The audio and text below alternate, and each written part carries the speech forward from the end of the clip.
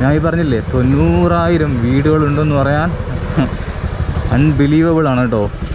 യഥാർത്ഥത്തിൽ ഇവിടെ വന്ന് കണ്ടപ്പോൾ എനിക്ക് തോന്നിയൊരു കാര്യം ഞാൻ നിങ്ങളോട് പറയട്ടെ. നമ്മളെ ഇന്ത്യ വളരെ സമ്പന്നമായിരുന്നു. ഇനി അടുത്ത് നമ്മൾ കാണാൻ പോകുന്നത് ഇവിടുത്തെ ഡൈനിങ് ഹാളാണ് കേട്ടോ. ഡൈനിങ് ഹാളൊക്കെ എന്ന് പറഞ്ഞാൽ ഒരു ട്രെയിനിൻ്റെ അത്ര ഉണ്ട്.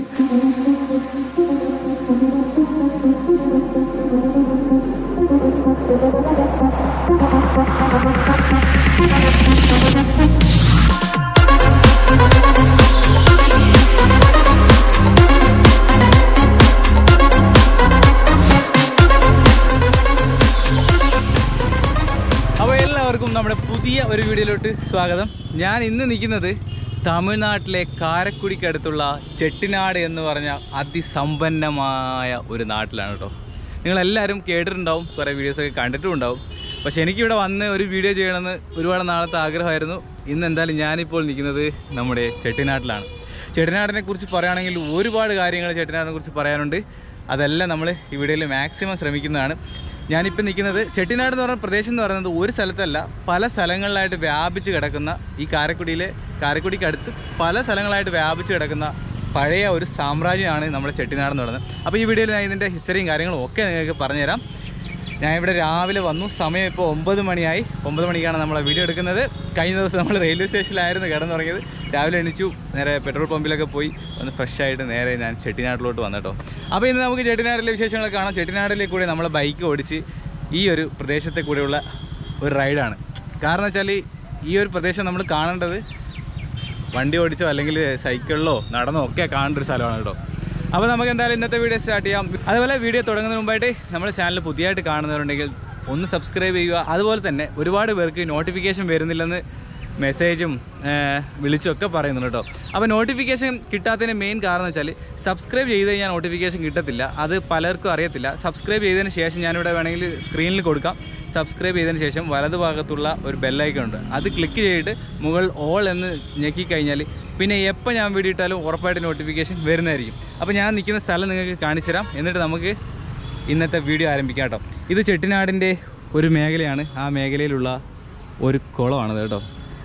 പണ്ട് കാലത്തെ സമ്പന്നമായ പ്രദേശമാണ്. ഇന്നത്തെ സിറ്റുവേഷൻ ഞാൻ പിന്നീട് കാണിച്ചു തരാം ലാസ്റ്റ്. നമുക്ക് ഏതായാലും ഹിസ്റ്ററിയിലോട്ട് പോവാം. ഹിസ്റ്ററിയിൽ ഈ പ്രദേശം വലിയൊരു കുളമാണ് കണ്ടോ. വലിയൊരു കുളം, നടുക്ക് ആമ്പൽ പൂവൊക്കെ കാണാം. അതിനിപ്പുറത്തായിട്ട് ഇവിടെ ഒരു വലിയൊരു ശിവൻ ടെമ്പിൾ കാണാം കണ്ടോ. ഇത് ഇവിടുത്തെ ഒരു ശിവക്ഷേത്രമാണ്.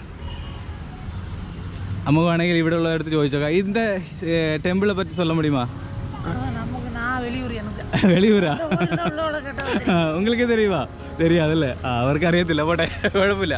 നമ്മൾ ആരെങ്കിലും കിട്ടിക്കഴിഞ്ഞാൽ അപ്പോഴേ അവരുടെ അടുത്തൊക്കെ ചോദിക്കുന്നതാണ് കേട്ടോ. അവർ ഞെട്ടിപ്പോയി. അപ്പം ഇതൊരു ശിവക്ഷേത്രമാണ്. ഇവിടെ ക്ഷേത്രത്തിൻ്റെ ഏരിയ അല്ല ഇവിടെ പ്രശസ്തം, ഇവിടുത്തെ വീടുകളാണ് കേട്ടോ. ഇവിടെ നമ്മൾ മെയിനായിട്ട് കാണേണ്ടതെന്ന് പറഞ്ഞാൽ പെരിയ വീടാണ്. നമുക്ക് പെരിയ വീട് കാണുന്നതിന് മുമ്പായിട്ട് ഇവിടുത്തെ ചിന്ന വീട് കാണാം. ചിന്ന വീട് എന്ന് പറഞ്ഞാൽ ചെറിയ വീടെന്നല്ല കേട്ടോ, പെരിയ വീടിനേക്കാളും ചെറിയ കൊട്ടാരങ്ങളാണ് ചിന്ന വീടെന്ന് പറഞ്ഞത്. ഞാൻ എൻ്റെ രീതി പറഞ്ഞതേ ഉള്ളൂ. നമുക്ക് ബൈക്ക് എടുത്തിട്ട് ഇവിടുത്തെ വീടുകളെല്ലാം കണ്ട് എന്നിട്ട് നമുക്ക് പെരിയ വീട്ടിലും കൂടെ പോകണം. ഓക്കെ, നിങ്ങളിപ്പോൾ കണ്ടുകൊണ്ടിരിക്കുന്നതാണ് ഇവിടുത്തെ പഴയ വീടുകളാണ് നമ്മളിപ്പോൾ കണ്ടുകൊണ്ടിരിക്കുന്നത്. രണ്ട് സൈഡിലായിട്ട് കാണാം പണ്ട് കാലത്ത് നിർമ്മിച്ച ചെറിയ ചെറിയ വീടുകൾ. ചെറുതെന്നല്ല പറയേണ്ടത്, ചെറിയ ചെറിയ കൊട്ടാരങ്ങളാണ് ഇതൊക്കെ. ഇവിടെ ഇങ്ങനെ നടുക്കായിട്ട് റോഡ് കാണാം. ഈ റോഡിന് ചുറ്റും ഏതോ ഒരു പഴയ കാലത്തെ ഒരു ചരിത്ര ബാക്കോട്ട് ഒരുപാട് വർഷം പിന്നോട്ട് പോയ ഒരു ഫീലിംഗ് ആണ് കേട്ടോ. ഇവിടെ വന്നപ്പം നമുക്കിതാ ഇവിടെ എല്ലാം കാണാം, ഓരോ കൊട്ടാരങ്ങളും ഇങ്ങനെ കാണാം കേട്ടോ. വലിയ വലിയ കൊട്ടാരങ്ങളും പണ്ട് വലിയ വലിയ സമ്പന്നന്മാർ താമസിച്ച സ്ഥലമാണ്. അവിടെയാണ് ഞാനിപ്പോൾ നിൽക്കുന്നത്, ചെട്ടിനാട്ടിൽ. ഇത് കണ്ടോ, ഇതൊരു വീടാണ്. അങ്ങനെ ഇതുപോലത്തെ ഒരുപാട് വീടുകൾ ചേർന്നതാണ് നമ്മുടെ ചെട്ടിനാടെന്ന് പറയുന്നത് കേട്ടോ. ഇപ്പോൾ ഇവിടെയൊക്കെ ചില വീടുകളിലൊക്കെ താമസമുണ്ട്, ഇവിടെയൊന്നും താമസമൊന്നുമില്ല, ഇത് അടച്ചിട്ടിരിക്കുകയാണ്. ഇപ്പുറത്ത് കണ്ടോ വലിയ വലിയ വീടുകൾ. ഇവിടുത്തെ ഒരു ഹിസ്റ്ററി എന്ന് പറയുമ്പം എങ്ങനെയാണെന്ന് വെച്ചാൽ, അതായത് 90 ഗ്രാമങ്ങളിലായിട്ട് ഇതുപോലത്തെ 30,000 കൊട്ടാരങ്ങളുള്ള ഒരു വലിയൊരു സാമ്രാജ്യമായിരുന്നു ഈ ചെട്ടിനാട് എന്ന് പറയുന്നത്. അതിൻ്റെ പ്രധാന സമയം എന്ന് പറയുന്നത് 13-ാം നൂറ്റാണ്ട് മുതൽ 20-ാം നൂറ്റാണ്ട് വരെയുള്ള കാലയളവിൽ ഇതൊരു വലിയൊരു സമ്പന്ന ലോകമാണ് ഗൈസ്. ഇനി നമുക്ക് ഇവിടെ എതിലെ പോകണം എന്ന് എനിക്കൊരു പിടുത്തമില്ല. എതിലെ പോയാലും എല്ലാ സ്ഥലവും ഒരുപോലെ ഇരിക്കും. നിങ്ങൾ ഇതിൻ്റെ നിർമ്മിതി നിങ്ങളൊന്ന് കണ്ടുവയ്ക്കോ. ഇതിൻ്റെ നിർമ്മിതിയുടെ പ്രത്യേകത എന്തെന്ന് പറയുന്നത്, ഇതിൽ സിമെൻറ്റ് ഉപയോഗിച്ചിട്ടല്ല ഇതൊന്നും കെട്ടിയിരിക്കുന്നത്. ഇത് ചുണ്ണാമ്പും മണലും കല്ലും പിന്നെ ഒരുതരം ഒരു കായയുടെ പശയുണ്ട്, അത് വെച്ചാണ് ഇത് പൂശിയിരിക്കുന്നത്. ആ രീതിയിലാണ് ഇത് നിർമ്മിച്ചിരിക്കുന്നത് കേട്ടോ. അത്തരത്തിലുള്ള അതിമനോഹരമായ നിർമ്മിതി എന്ന് പറഞ്ഞാൽ അതിമനോഹരമായ നിർമ്മിതി. ഈ കല്ല് കാണുമ്പം നമ്മളെ കാസർഗോഡൊക്കെ ഉള്ള കല്ലില്ലേ, അതിൻ്റെ ഒരു ഫീലുണ്ട്. അതാണോ എന്നെനിക്കറിയില്ല, പക്ഷേ അത്തരത്തിലുള്ള ഒരു നിർമ്മിതിയാണ് കേട്ടോ. ആ പഴമ അങ്ങനെ തന്നെ ഉണ്ട്. കാരണം എന്ന് വെച്ചാൽ ഇത് മെയിൻറ്റെയിൻ ചെയ്യുന്നില്ല, നിലവിൽ ഇത് മെയിൻറ്റെയിൻ ഒന്നും ചെയ്യുന്നില്ല, മെയിൻറ്റെയിൻ ചെയ്യാതെ ഇങ്ങനെ കിടക്കുവാണ്. പക്ഷേ വേറൊരു കാര്യം പറയാമെന്ന് വെച്ചാൽ, ഈ ഒരു സ്ഥലം എന്ന് പറയുന്നത് പ്രധാനപ്പെട്ട ഒരു സ്ഥലമായതുകൊണ്ട് യുനെസ്കോ ഇവിടുത്തെ പല കൊട്ടാരങ്ങളും ഏറ്റെടുത്തിട്ട് അത് നവീകരിക്കാനുള്ള പദ്ധതിയിലാണ് കേട്ടോ. അപ്പം നമുക്കിനി വണ്ടി എടുത്തിട്ട് ഈ സ്ട്രീറ്റിലേക്ക് കൂടെയൊക്കെ ഒന്ന് പോകാം.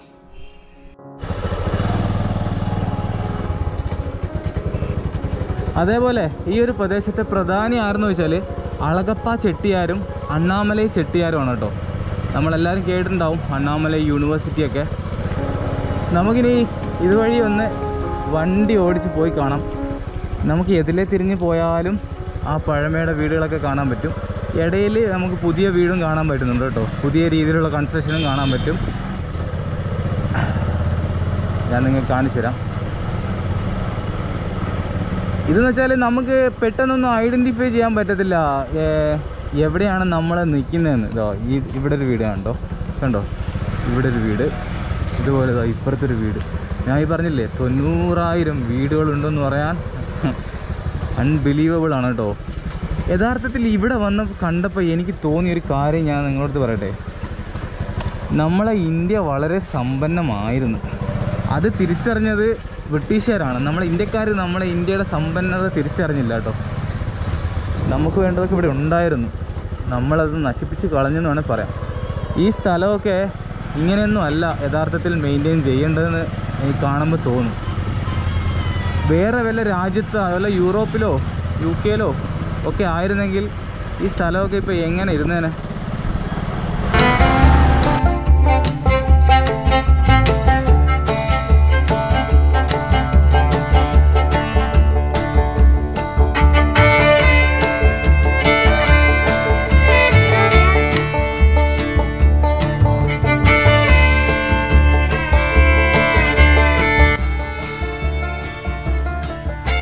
അളഗപ്പ ചെട്ടിയാർ എന്ന് പറഞ്ഞത് ഒരു വലിയൊരു ബിസിനസ്സുകാരനായിരുന്നു. ഈ ചെട്ടിയാർ കുടുംബം എന്ന് പറയുന്നത് ബിസിനസ്സിൻ്റെ കേമന്മാരാണ്. ഇവർ ഭയങ്കര ബിസിനസ്സാണ് എന്ന് വെച്ചാൽ, അതായത് നമ്മുടെ സൗത്ത് ഇന്ത്യയിലും മാത്രമല്ല, അത് കഴിഞ്ഞ് കടൽ കടന്നുള്ള ബിസിനസ്സിൽ പോലും അവർ ഭയങ്കര അഗ്രഗണ്യന്മാരായിരുന്നു എന്നാണ് അറിയപ്പെടുന്നത് കേട്ടോ. അറിയപ്പെടുന്നതല്ല, അങ്ങനെ ആയിരുന്നു. അവരുടെ ഒരു സാമ്രാജ്യമായിരുന്നു ഈ ലോകം. ഇനി നമ്മൾ ഇവിടെ ഈ ഒരു ലോകത്ത് നിന്ന് നമ്മൾ ബാക്ക് ടു നോർമൽ ലൈഫ് എന്ന് പറയുന്ന പോലെ ബാക്ക് ടു ലോക്കൽ ലൈഫിലൂടെ നമ്മൾ പോകാം കേട്ടോ. ഇവിടെ നിന്ന് ഇങ്ങോട്ട് ഇറങ്ങിക്കഴിഞ്ഞാൽ നമ്മൾ പുതിയ കാലത്തിലോട്ടെത്തി. ആ ഒരു ഏരിയ എന്ന് പറയുന്നത് നമുക്കൊരു ഹിസ്റ്ററി ആണെങ്കിൽ, ഈ ഒരു റോഡിലോട്ട് എത്തിക്കഴിഞ്ഞാൽ നമ്മൾ പഴയ ലൈഫിലോട്ട് തന്നെ തിരിച്ചു വരുവാണ് കേട്ടോ. ചരിത്രത്തിൽ നിന്നും റിയാലിറ്റിയിലേക്ക് എത്തുവാണ്. ഇനി നമ്മൾ അടുത്തത് ഇവിടുത്തെ വലിയ വീടാണ്. ആ വലിയ വീട്ടിലോട്ടാണ് നമ്മളിനി പോകാൻ പോകുന്നത്. അവിടെ അതിനകത്തോട്ട് ഇനി കയറ്റുമെന്ന് എനിക്കറിയത്തില്ല. നമുക്കെന്തായാലും പോയി നോക്കാം. ഇവിടുന്ന് കുറച്ച് ദൂരം കൂടെ പോകണം. ഞാൻ പറഞ്ഞ പോലെ ഇത് പല സ്ഥലങ്ങൾ ചേർന്ന ഒരു പ്രദേശമായതുകൊണ്ട് ഒരു സ്ഥലത്ത് മാത്രമല്ല നമുക്കിത് കാണാൻ പറ്റുന്നത് കേട്ടോ. അവിടുന്ന് പുറത്തോട്ട് ഇറങ്ങിയാൽ ഇന്നത്തെ ഇന്ത്യ, അത് പഴയ ഇന്ത്യ കേട്ടോ. അമേസിങ് ആണ് കേട്ടോ, ഒരു രക്ഷയില്ല. എല്ലാവരും പറ്റുമെങ്കിൽ ഇവിടെ ജസ്റ്റ് ഒന്ന് വന്നിട്ട്, മധുരയിൽ നിന്നൊക്കെ ഒരു 100 കിലോമീറ്റർ ദൂരേ ഉള്ളൂ, വരുക ജസ്റ്റ് ഒരു റൗണ്ട് ഇതിലേക്കൂടെ ഒന്ന് കറങ്ങിയിട്ടെങ്കിലും പോകണം. Feel good.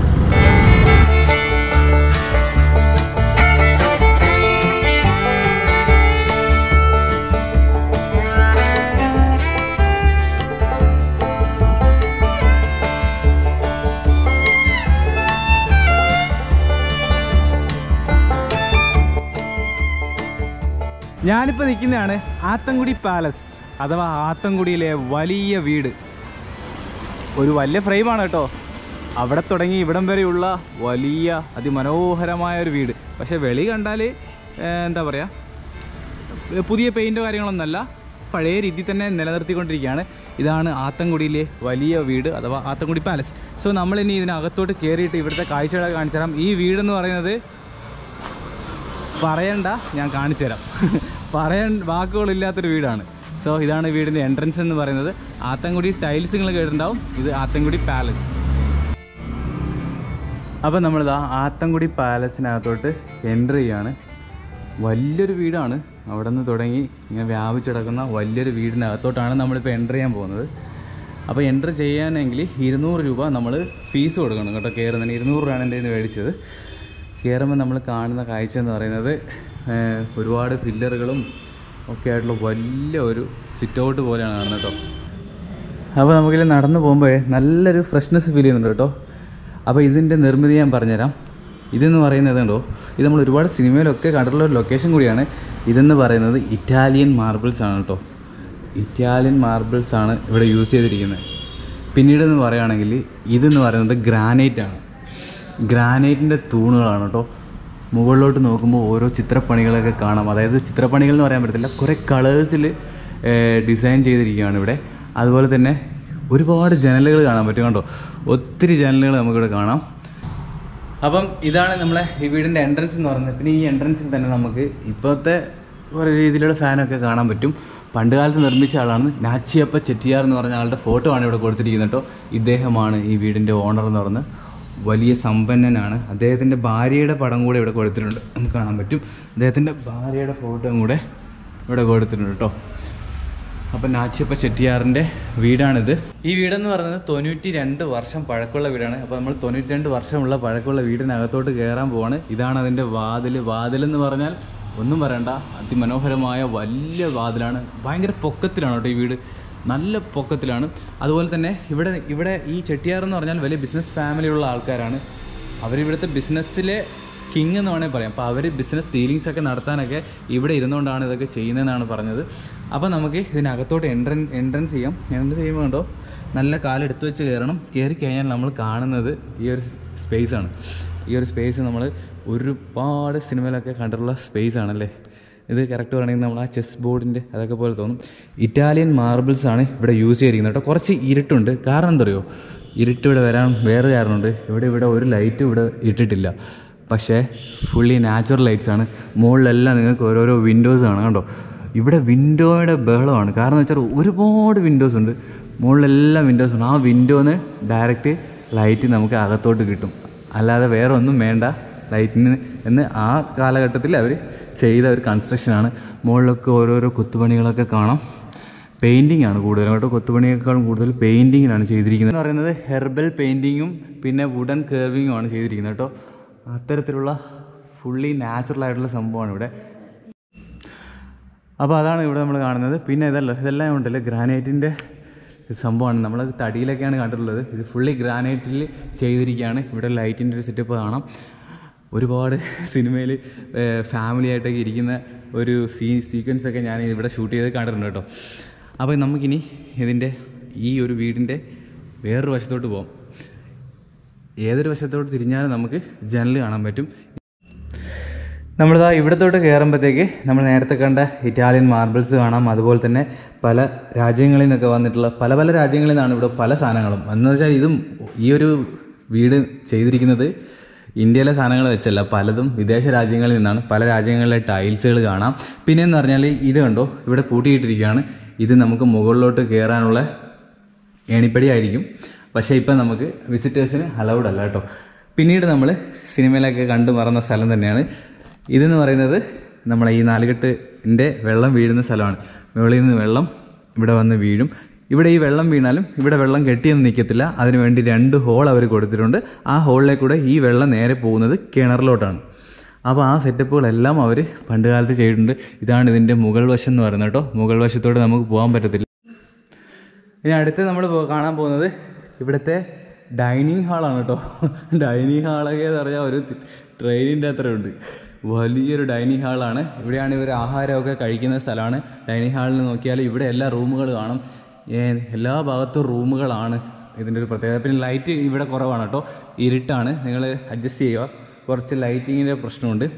അപ്പോൾ ഇവിടെ ഇരുന്നാണ് ഇവർ ആഹാരം കഴിക്കുന്നത്. പിന്നീട് ഇവിടെ നിന്ന് നോക്കിയാൽ നമുക്ക് കാണാൻ പറ്റും തോന്നുന്നു. ഇവിടെ കിച്ചൺ സെറ്റപ്പ് നമുക്ക് ഇവിടെ നോക്കിയാൽ കാണാൻ പറ്റും തോന്നുന്നു. യെസ്, ഇവിടെ നോക്കിയാൽ നമുക്ക് കാണാൻ പറ്റും. അപ്പുറത്തായിട്ടാണ് ഇവിടെ കിച്ചൺ കാര്യങ്ങളൊക്കെ കേട്ടോ. അടുക്കള കാര്യങ്ങളൊക്കെ അപ്പുറത്തായിട്ടാണ്. അതുപോലെ തന്നെ ഇതിൻ്റെ ഓണറുടെ കൊച്ചുമക്കളും ഒക്കെ ഇവിടെ ഉണ്ട്. ഇതിൻ്റെ തൊട്ടപ്പുറത്തായിട്ടുണ്ട്. ബാക്കിയുള്ള കുറച്ച് പേര് വിദേശ രാജ്യത്താണ് കേട്ടോ. എല്ലാവരും ഇവിടെ ഇല്ല. 1-2 പേരൊക്കെ ഇതിൻ്റെ അപ്പുറത്തായിട്ടാണ് താമസം എന്നാണ് ഞാൻ അറിഞ്ഞത്. ബാക്കിയുള്ളവർ വിദേശ രാജ്യത്ത് പോയിരിക്കുകയാണ്. അപ്പം ഇത്രയും മനോഹരമായ ഒരു വീട് എൻ്റെ ജീവിതത്തിൽ ഞാൻ കണ്ടിട്ടില്ല. ഇവിടെയൊക്കെ അവർ രാജാവായിട്ടായിരിക്കും ജീവിച്ചത് കേട്ടോ. യാതൊരു സംശയം വേണ്ടോ. ഓരോ കളർ ടോണുകൾ കാണാം കണ്ടോ. ആ വെയിലടിക്കുമ്പോൾ ആ കളറൊക്കെ നമുക്ക് കാണാം. അതുപോലെ തന്നെ ഇതിൻ്റെ നിങ്ങൾ ശ്രദ്ധിച്ചാൽ മതി, ഇവിടുത്തെ വാളെന്ന് പറയുന്നത് എഗ് വൈറ്റ് കൊണ്ടാണ് നിർമ്മിച്ചിരിക്കുന്നത്. അത് എഗ് വൈറ്റ് കൊണ്ട് പണ്ട് കാലത്ത് ചെയ്ത ഒരു വാളാണ് കേട്ടോ. ഇത് ഞാൻ വേറെയും കേട്ടിട്ടുണ്ട്, എഗ് വൈറ്റ് വെച്ച് ചെയ്യുന്നതെന്ന് പറഞ്ഞ്. എഗ് വൈറ്റ് വെച്ച് ചെയ്തിരിക്കുന്ന ഒരു വാളാണ് നമ്മളിവിടെ കാണുന്നത് കേട്ടോ. ഇവിടുത്തെ എല്ലാ വാളും ആ രീതിയിലാണ് ചെയ്തിരിക്കുന്നത്. ഒരു പ്രത്യേക ഗ്ലേസിങ് ആണ് കേട്ടോ. ഇതിന് ഒരു പ്രത്യേക ഗ്ലേസിങ് ആണ്.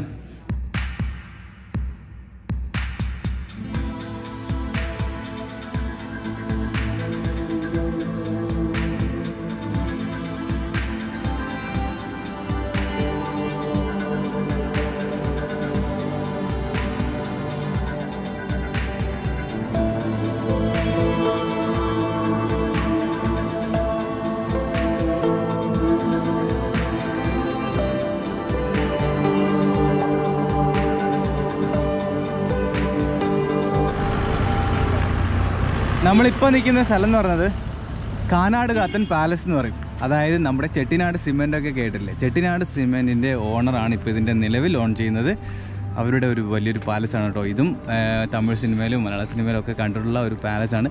നമുക്ക് നിലവിൽ ഇപ്പോൾ ഇതിനകത്തോട്ട് കയറാൻ പറ്റത്തില്ല കേട്ടോ. കാരണം എന്ന് വെച്ചാൽ അവിടെ മെയിൻ്റെനൻസ് വർക്ക് നടക്കുന്നുണ്ട്. ഇപ്പം നമുക്ക് അകത്ത് കയറാനുള്ള പെർമിഷൻ ഇല്ല. നമുക്ക് വെളിയിൽ നിന്ന് കാണാനേ പറ്റത്തുള്ളൂ. കാനാട് കാത്തൻ പാലസ് എന്നാണ് ഇതിൻ്റെ യഥാർത്ഥ പേര്. അപ്പം ഞാൻ ജസ്റ്റ് ഇവിടം വരെ നമുക്കിങ്ങനെ കാണാൻ പറ്റും കേട്ടോ. എന്നാ കൺസ്ട്രക്ഷനാണെന്നറിയോ, ചെട്ടിനാടുകാരുടെ കൺസ്ട്രക്ഷൻ വേറെ ലെവലാണ് കേട്ടോ. അപ്പം ഇതാണ് നമ്മുടെ പാലസ് എന്ന് പറയുന്നത്. ഇവിടെ വരിക, ഇതൊക്കെ കാണുക, എവിടെ തിരിഞ്ഞാലും വലിയ വലിയ കോട്ടകളും. നമ്മളെ ഒരു സമ്പന്നമായ ഒരു ലോകമാണ് യഥാർത്ഥത്തിൽ.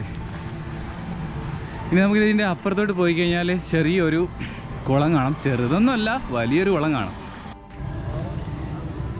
ചെട്ടിനാടിൻ്റെ സ്മരണകളൊക്കെ ആയിട്ടുള്ള വലിയ കുളം. ഇവർ കുളം നിർമ്മിക്കുമ്പോഴേ ഒരു 4-5 ഏക്കറിലങ്ങ് നിർമ്മിച്ച് കളയും കേട്ടോ.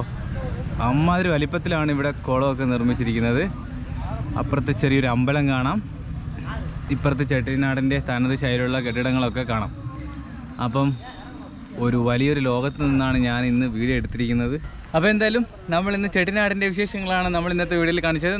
വീഡിയോ എല്ലാവർക്കും ഇഷ്ടപ്പെടുന്നായിരുന്നു. ഞാൻ ഇനി അടുത്ത പരിപാടി എന്ന് പറഞ്ഞാൽ ഞാൻ നേരെ പോവുകയാണ് മധുരയ്ക്ക്. മധുര ഇവിടുന്ന് അടുത്താണ്, 90 കിലോമീറ്ററേ ഉള്ളൂ. അപ്പോൾ മധുരയിലോട്ട് പോകുന്ന റൈഡിങ് ഒന്നും വീഡിയോ ചെയ്യുന്നില്ല. മധുരയുടെ രാത്രികാല വിശേഷങ്ങളൊക്കെ നമുക്ക് നാളത്തെ വീഡിയോയിൽ കാണാം കേട്ടോ. അപ്പം ചെട്ടിനാട് ബൈ. ഇവിടുന്ന് പോകാനേ തോന്നത്തില്ല കേട്ടോ. ഇതൊക്കെ കണ്ട് ഞാനിങ്ങനെ അമ്പരന്ന് നിൽക്കുകയാണ്. നിങ്ങളും വന്ന് കാണുക. പിന്നെ എന്ന് വെച്ചാൽ ഇവിടെ വന്ന് കാണുന്നതിന് നമുക്ക് വലിയ ചിലവൊന്നുമില്ല. വെളിയിൽ ചെട്ടിനാട് എൻ്റെ പുറത്ത് ഭാഗത്ത് പോയി ചെറിയ റൂമൊക്കെ എടുത്തിട്ട് ഇവിടെ വന്ന് കണ്ടിട്ട് പോകാവുന്ന കാര്യമുള്ളൂ കേട്ടോ. അപ്പോൾ ഓക്കെ, ബൈ.